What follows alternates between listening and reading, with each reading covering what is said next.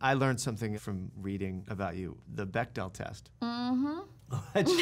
which you know, I don't know if we have time to go all into it, but it's basically It's really important, that test. This test, does the film have two named female characters who have at least 2 scenes together where they talk about something other than men?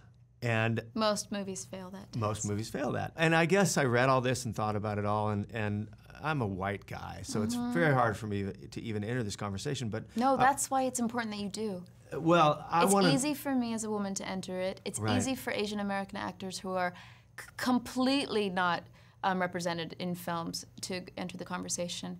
It's more important, I believe, for the group that is predominantly dominating the films to enter into the conversation.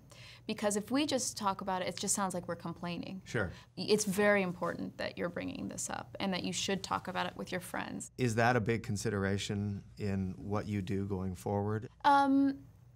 Listen, I can't only say I'm going to do movies that pass that test because the scripts aren't out there, sadly.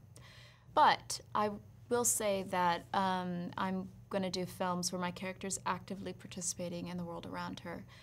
An incredible thing about working in Interstellar is the character that I play was originally written for a man.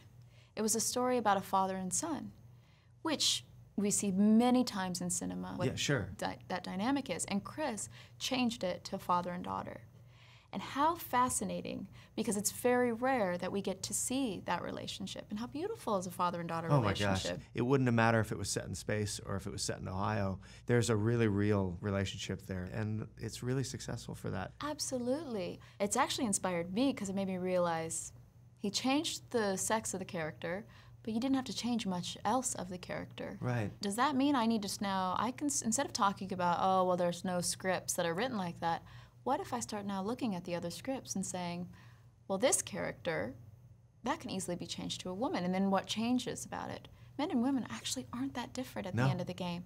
What's fantastic is, and the reason we're talking about it, and what's amazing about that test is I recently worked with a filmmaker who I love, and we were talking, and he said, you know what, Jessica? And I didn't bring it up at all. He goes, you know, someone was telling me about the Bechdel test, and I thought, oh, geez, this is just some, like, ridiculous thing. It's absolutely nuts. He's like, but then I looked at the test and I thought, okay, it doesn't seem too unreasonable. And then I looked at my films and I realized not one of my films has passed that test. No, and he goes, he's like, I'm just so embarrassed now.